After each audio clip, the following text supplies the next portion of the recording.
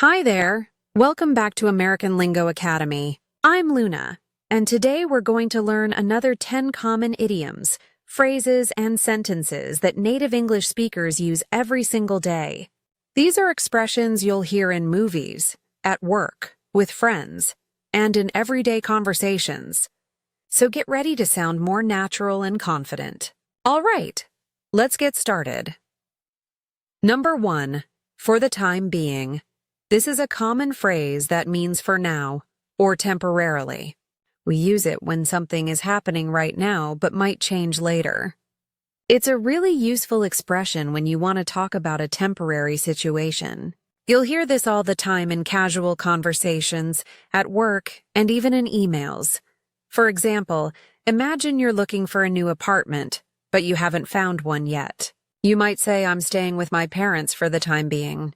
This means you're living there now, but it's not permanent. You'll move out when you find your own place. It's a polite way to explain your current living situation. Here's another one. Let's say your friend asks if you're still working at the coffee shop. You could say, "Yes, I'm working there for the time being, but I'm looking for a better job." See how it shows that your situation is temporary? That's how we use this phrase. Number 2. At this rate. This is a phrase we use when we want to talk about how fast or slow something is happening, and we're predicting what will happen if it continues the same way. It usually comes with a concern or observation about the future. Sometimes we use it seriously, and sometimes we use it in a joking way. For example, imagine you're trying to save money, but you keep spending too much. You might say to yourself, "At this rate, I'll never be able to buy a car." You're saying that if you continue spending money the way you are now, you won't reach your goal. It expresses worry about your progress. Here's another one. Let's say you're watching your friend eat a huge pizza very slowly. You could joke and say, "At this rate, you'll finish that pizza by midnight." You're commenting on how slow they're eating and making a prediction based on their current speed. Number 3. I have my work cut out for me. This is an idiom that means you have a lot of difficult work to do. It's not just about having work, it's about having challenging work ahead of you. We use this when we know a task is going to be tough. It's a way of acknowledging that something won't be easy. For example, imagine your boss gives you a big project that's due in 2 days. You might tell your friend, "I have to finish this whole report by Friday. I really have my work cut out for me." You're saying the job is going to be difficult and require a lot of effort. Here's another one. Let's say you're a teacher and you just met your new class of students who are very energetic and don't like to focus. You might say to another teacher, "These kids are so wild. I definitely have my work cut out for me this year." You're expressing that teaching them will be challenging. Number 4. Thanks for the loan. This is a simple sentence we use to thank someone for lending us money. A loan is when someone gives you money and you promise to pay it back later. This is a very common and polite thing to say. It shows you're grateful and responsible about borrowed money. For example, imagine your brother lends you $50 because you forgot your wallet. When he gives you the money, you say, "Thanks for the loan. I'll pay you back next week." It's a straightforward way to show appreciation and confirm you'll return the money. Here's another one.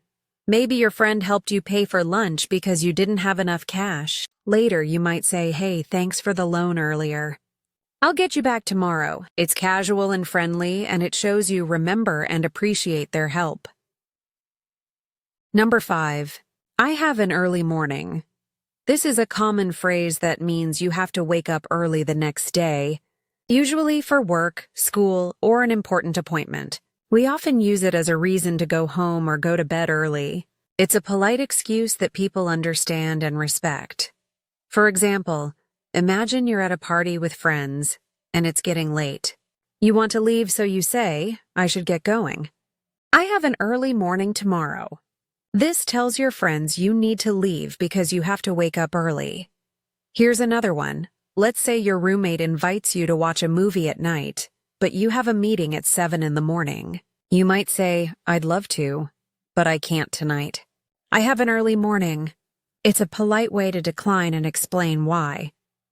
All right, before we continue, if you're enjoying this lesson and finding it helpful, please hit that like button and subscribe to the channel. We post new videos every single day to help you improve your English, so make sure you don't miss out. Your support really means a lot. Now, let's keep going. Number 6, I'll drive you home. This is a kind and helpful sentence we use when we offer to take someone to their house in our car. It's something friends, family, or even coworkers say to be nice, especially if someone doesn't have a ride. It's a gesture of care and consideration. For example, imagine you're at a friend's house and it starts raining heavily. Your friend notices you don't have a car, so they say, "Don't walk in this rain. I'll drive you home." They're offering to help you get home safely and comfortably. Here's another one. Maybe you're at a restaurant with a coworker and they mention they took the bus. When you're leaving, you could say, "Hey, I'm going that direction anyway. I'll drive you home." It's a friendly gesture that shows you care. Number 7, I got distracted. This is a very common phrase that means you lost focus or your attention went somewhere else. So you didn't finish what you were doing or you forgot something. We all get distracted sometimes, so this is a useful expression. It's an honest way to explain why something didn't get done. For example, imagine you were supposed to call your mom, but you started watching videos on your phone and forgot. When she calls you later, you might say, "I'm so sorry I didn't call. I got distracted." You're explaining that something took your attention away. Here's another one.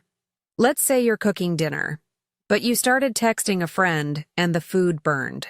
You might say to your family, "Sorry about dinner. I got distracted and didn't watch the stove." It's an honest way to admit you weren't paying attention. Number 8, go all out. This is an idiom that means to do something with maximum effort, energy, or enthusiasm. When you go all out, you don't hold back. You give it everything you've got. We use this for parties, projects, competitions, anything where you want to do your absolute best.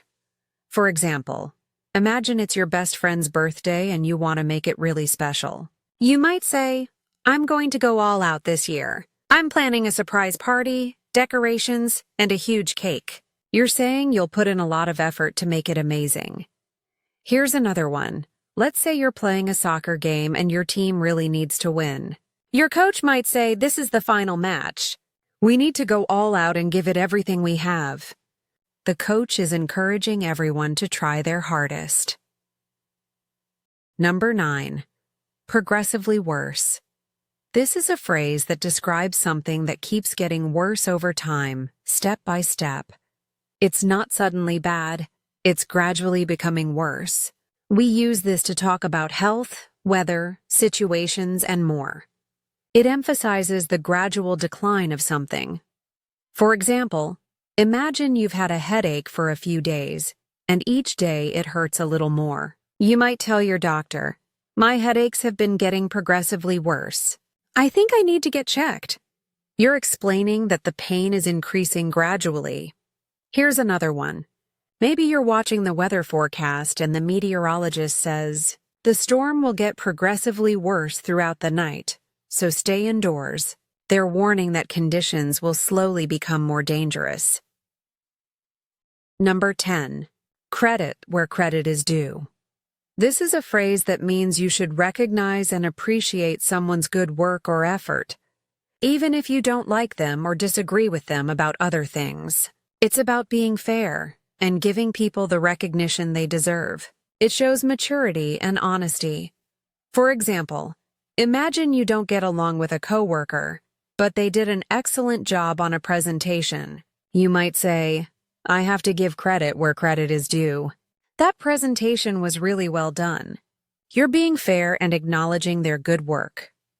Here's another one. Maybe your teenage son usually doesn't clean his room, but today he cleaned it perfectly without being asked. You could say, "Well, credit where credit is due. You did a great job cleaning up today." You're praising him for doing something good, even though it's not his usual behavior. And that's it for today. I hope you learned something new and useful.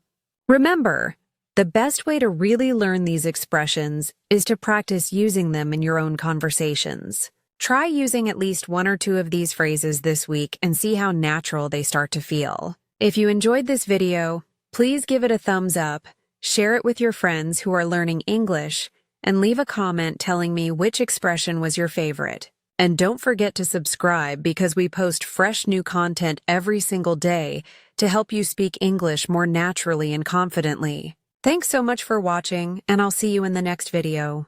Bye.